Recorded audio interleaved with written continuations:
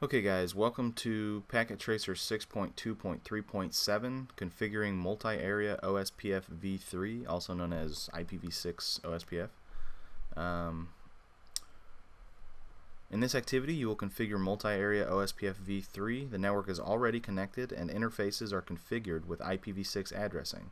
Your job is to enable multi-area OSPFv3, verify connectivity, and examine the operation of multi-area OSPFv3. Okay, so first, step 1, enable IPv6 routing and configure OSPFv3 on router A. So let's start with router A here.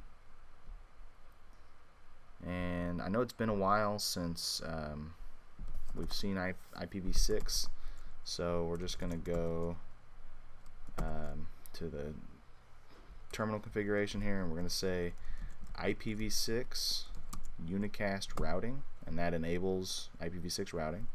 And then we're going to say IPv6 router OSPF1 wants us to pick a pick a router ID for process 1. And of course it's telling us that our next thing we need to do is pick a router ID of 1.1.1.1. So we'll just say router ID 1111. Okay, step 2, configure each active IPv6 interface with OSPFv3, assigning each to the area listed in the addressing table. So we go back out here, we go to interface gig00 because we're on router A.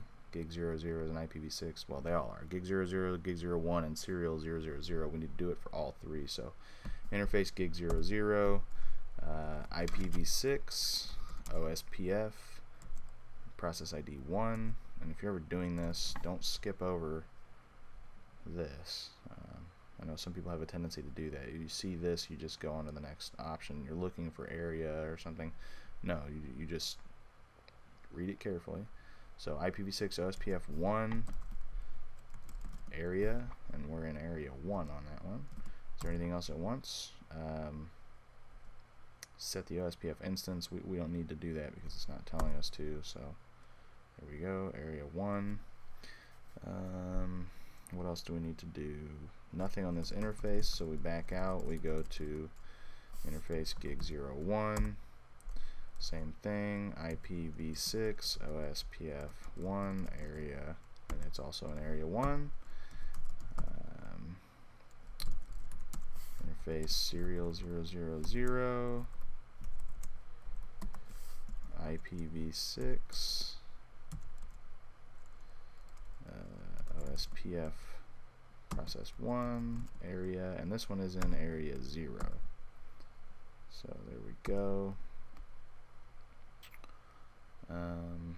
What's next? Configure OSPFv3 on router B and router C. Repeat the steps 1 and 2 for router B and router C, changing the router ID to 2222 and 3333. Okay, so we're going to do an end and a right on router A, and we'll move on to router B. Okay. So what did we do first? We did we enabled unicast routing, so IPv6 unicast routing. Then we went to IPv6 router 1, or sorry, router OSPF1. Yeah, router ID 2.2.2.2. Okay, go to the interfaces. Again, we've got gig000. What's going on here? Interface gig00. IPv6 OSPF1 area, and it looks like router B is our backbone internal, so it's going to be all area 0 on this one. Interface serial 000, IPv6 OSPF1 area 0,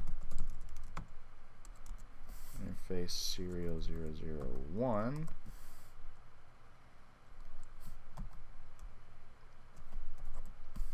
IPv6 OSPF1 area 0.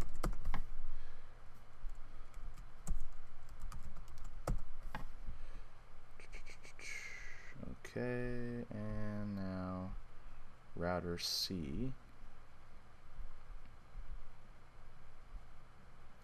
Now router C is another ABR. We've got some in area 2 and some in area 0, so we got to watch that. So configure terminal, IPv6 unicast routing, IPv6 router OSPF1, router ID 3.3.3.3,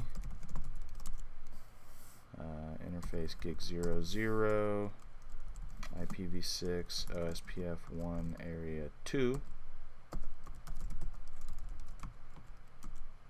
interface gig 01, IPv6 OSPF1 area 2 again, and interface serial 001, IPv6 OSPF1 area 0. Alright, and that took us to 100%, so let's see what else this has to say real quick. Verify connectivity. From router A, ping each of the following remote devices in area 0 and area 2. So router A, we're going to ping 2001 DB8 1 B1 : 2. We're good there. We're going to ping 2001 DB8 1 A1 : 2. Oops, I forgot to type ping. Okay, so that worked. Then we're going to ping 2001 DB8 1 A1, oh, I'm sorry, A2 : 2, also worked, and ping 2001 DB8 1 C1 : 2, working still, ping 2001 DB8 1 C2 : 2. That's not what I meant to type.